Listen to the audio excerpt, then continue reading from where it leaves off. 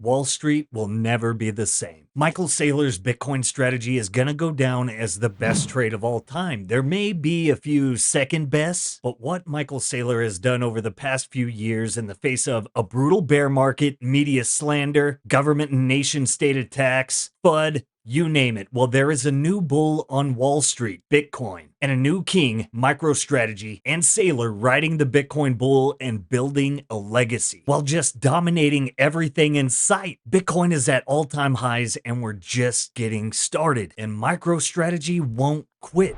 Is your strategy you just don't give a shit, you're buying no matter what? Yeah.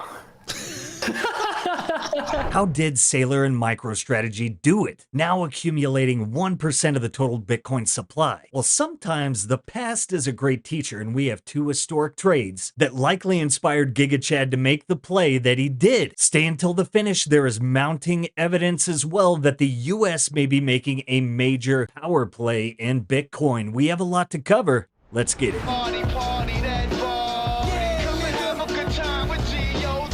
Before we get into how Saylor broke Wall Street, let's look at two legendary trades that will go down as second best. The inflation king. Throughout history, certain individuals stand out as titans who have navigated the treacherous waters of financial turmoil with some remarkable finesse. Hugo Steins, often referred to as the inflation king, was one such figure. Born in 1870 in Germany, Steins left an indelible mark on the world of finance during the tumultuous years of hyperinflation in the Weimar Republic. The Weimar Republic, established after World War I, faced severe economic challenges, including reparation payments, high unemployment, and most notably hyperinflation. The German government's decision to print excessive amounts of money to finance all of its debts led to an unprecedented devaluation of the currency. Prices skyrocketed and the mark became virtually worthless, leading to widespread financial ruin for many. Amidst this economic turmoil, Hugo Steins emerged as a central figure in the business world. He astutely recognized that during hyperinflation, tangible assets like factories, mines, real estate, well, they become more valuable than the helicopter money and cash. So Steins embarked on an aggressive buying spree, acquiring various companies, assets, all at a fraction of their pre-inflation values. Steins' strategy was brilliant in its simplicity. He borrowed colossal sums of money, which due to hyperinflation were effectively eroded in value, and he used all of these loans to buy up hard assets that retained or even increased value. His acquisitions ranged again from coal mines to newspapers, making him one of the most influential industrialists in Germany. And without a doubt, we can see Saylor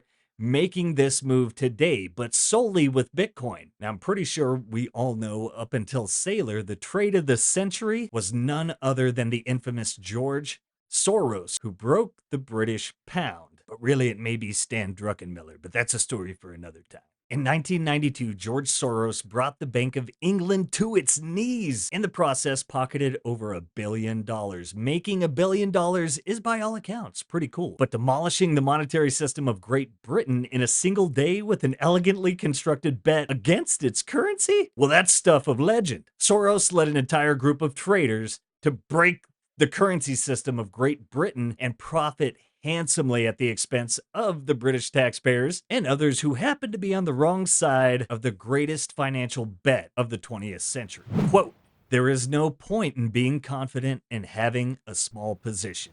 George Soros said, "When you know, you go." And since August of that time, Soros and his quantum fund had been building up a $1.5 billion position to bet that the price of the sterling would fall. And since the British government's full faith and credit was stating that it would not fall, this wasn't necessarily something that was going to happen. But Stan Druckenmiller, a senior member of the fund, saw the report from Schlesinger and immediately realized the importance. Sebastian Malaby's book, More Money Than God, recounts the day's events. According to Malaby, Druckenmiller noted that their $1.5 billion bet against the pound was about to pay off and that they should consider adding to the position. Soros retorted with a different strategy: go for the jugular. If Schlesinger's quote could be used as the catalyst for the pound to devalue, why shouldn't today be the day it happened? Instead of slowly building up a short position against the sterling, the quantum fund could short sell sterling on an unprecedented scale,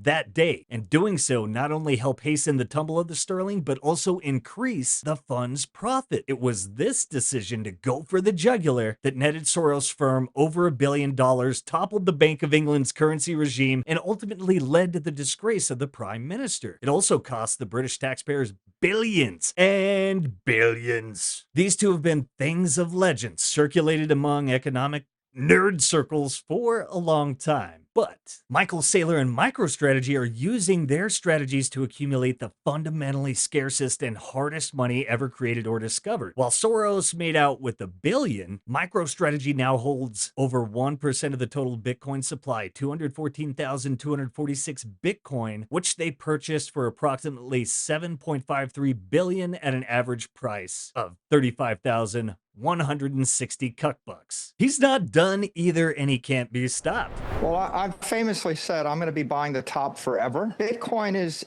the exit strategy. It is the strongest asset. So what we see right now is that Bitcoin has just emerged as a $1 trillion asset class, and it's alongside names like Apple and Google and Microsoft. But the difference between Bitcoin and the Magnificent Seven is Bitcoin's an asset class. It's not a company. There's not enough room in the capital structure of those companies to hold $10 trillion or $100 trillion worth of capital. So Bitcoin's competing against gold, it's competing against the S&P index, it's competing against real estate, $100 trillion plus asset class as a store of value. So we believe capital is going to keep flowing from those asset classes into Bitcoin because Bitcoin is technically superior to those asset classes. And that being the case, there's just no reason to sell the winner to buy the losers. Now let's break down Saylor's flywheel accumulation strategy. Check out Preston Pish and James Lavish breaking down the genius and simplicity of Saylor's Bitcoin strategy. He's just leveraging the balance sheet in order to borrow money using, borrowing money in convertible bonds and buying more Bitcoin. Those will convert at a much higher price. And so that allows him to borrow at a super low rate. Why? Because whoever owns those bonds, they basically have a call option on the stock too. And so it's a great deal. And he's just continuing to go back to the well. And that's why you see a premium in the share price. If you take how much Bitcoin he owns in MicroStrategy and you divide by the shares and the price of the shares are, and you take down the other business down to a minimal value, the shares are trading at 60, 70, 80% premium in the last few days to that underlying Bitcoin. And it's because the expectation he's going to continue to do this as Bitcoin goes up, he's going to benefit from it. It's a brilliant strategy. And I don't understand why some other companies don't do it. Exercising these stock options and then buying Bitcoin privately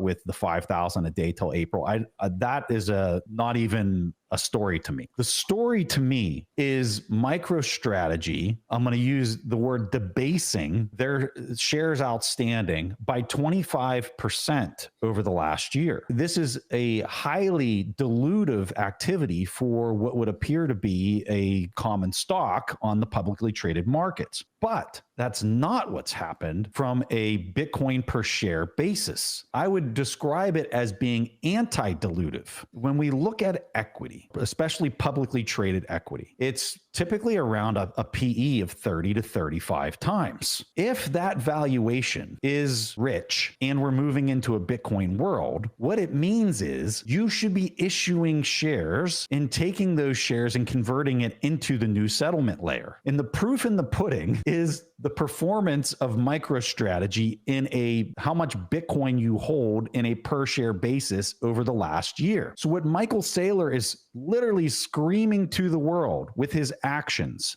is not only is my MicroStrategy overvalued at whatever it is, 30 or 35 times earnings or whatever it is today, but so is your equity. And what you should be doing is selling more of this common stock at 30 or 35 times earning and converting it into Bitcoin and sticking it on your treasury. You want to talk about a speculative attack. It's what he's doing right now by issuing more common stock and creating more shareholder value by not even having to pay interest rate. He's just doing it by issuing more common stock and then converting it into Bitcoin because the PE is grossly mispriced globally, all over the planet. Now, before we reveal signs of the US making a Bitcoin power play, let's take a moment to recognize our sponsor, The Bitcoin Way. Now, Simply Bitcoin Originals are powered by the Bitcoin Way. They are your IT team in the Bitcoin world. You know, understanding the why of Bitcoin sometimes isn't challenging, especially in clown world, but the how can be. And at the Bitcoin Way, they are here to help bridge that gap, marrying the why to the how. They can help you with all things Bitcoin, from setting up your first wallet and node all the way up to inheritance planning, accepting Bitcoin payments for your business, and all aspects of Bitcoin security and privacy. They even work with their clients on configuring routers, devices, and networks, and just improving their overall digital hygiene. Also, growing interest in UTXO management and coin joining, the Bitcoin Way has got you covered. Hey, and if you're looking to get started, you can book a free 30-minute call using that link below. Okay, now let's get to it. We have this. Can you give us any clarity on what the Fed is doing right now on a digital dollar? We're trying to stay in the frontiers of what's going on in digital finance. And it has many, many different areas. You know, it has applications in wholesale finance, in the payment system. To serve the public, these issues have become very front burner in the last 5 or 6 years. We need to be knowledgeable about all that. So we actually do have people trying to understand things that are, but it's wrong to say that we're working on a CBDC and then we've secretly got a lab here where we've got one and we're just going to spring it on Congress at the right moment. We don't. I haven't at all in my own mind made a decision that I think this is something the U.S. should be doing. You know, I just think it's something we need to understand, and we do have people who are keeping up with that as part of the broader payments landscape. Jerome Powell saying CBDCs, we're not in a lab working on those, that he hasn't given any support, etc. from his testimony yesterday. Not to mention, he said we want to lead in innovation. Kind of cryptic, but something we see throughout time is all you have to do is directly oppose the tyranny, such as we in the Bitcoin community did, bombarding senators and representatives in the past with questionable legislation. Michael Saylor was right. The ETFs were the biggest day in Wall Street's history. When those spot ETFs were approved, that created a fire or an avalanche. The genie's out of the bottle. It doesn't matter who's elected president next. It doesn't matter who's the next head of the SEC. No politician's opinion, no banker opinion, no regulator opinion matters after that date. That was the most consequential thing that kicked off the gold rush. And the people are dictating what comes next. Multiple states, and Dennis Porter, shout outs to him and the Satoshi Action Fund doing what they're doing, but states making laws directly opposing central bank digital currencies while protecting fundamental Bitcoin freedoms. Is America about to make a major power play? Well, it looks like the SEC and old Gary are making it clear there is Bitcoin and then there is crypto, with ETH finally set to meet its maker. Bitcoin is the US's actual greatest weapon and defense towards maintaining and building the next frontier of freedom and prosperity. Ladies and gentlemen, it's happening. I'm about to drop some truth bombs that'll make your head spin faster than a roulette wheel in Vegas. Now listen up, none of us are bullish enough on Bitcoin. That's right, you heard me. We're all out here underestimating the power of the orange side. Just think about it. Bitcoin's out here appreciating faster than a cheetah on Red Bull, shout out to the Malaccas, while governments are busy playing Monopoly with their money printers. But here's the kicker. None of them have enough Bitcoin in their piggy banks. Now imagine Uncle Sam and his buddies waking up one day, rubbing the sleep out of their eyes and realizing, hey, we should have bought more Bitcoin. It's going to hit them harder than a hangover on a Monday morning. So what's their move? You guessed it. Fire up those money printers like they're printing their own get-out-of-jail-free cards. But here's the twist. The more money they print, the faster Bitcoin's going to skyrocket. Now picture this. 160 central banks in a race against time, printing money like there's no tomorrow just to snag a few measly Bitcoin crumbs. It's going to be a gold rush, the likes of which we've never seen. If we're talking about the future of Bitcoin, I think that we're in the Bitcoin gold rush era. And it started in January of 2024, and it will run till about November of 2034. In November of 2034, 99% of all the Bitcoin will have been mined, and the last 1% comes out over the next 100 years. And let's not forget, when the big boys in traditional finance start chasing Bitcoin like it's the last slice of pizza at the party, well, you know it's game over for fiat. Strap on your seatbelt, folks. We're in for a wild ride. Bitcoin is the new gold rush, and the biggest whales are in town. Those governments are about to get a taste of competition like never before. And remember, nobody is ready for the tsunami of change that's about to hit. Stay the course, keep dollar cost averaging, and taking self-custody. Because if Edward Snowden's right, none of us will. Maybe Saylor is an exception or bullish enough. Hey, I'll catch you all tomorrow. Peace. If you prefer to go down with the ship, fuck you.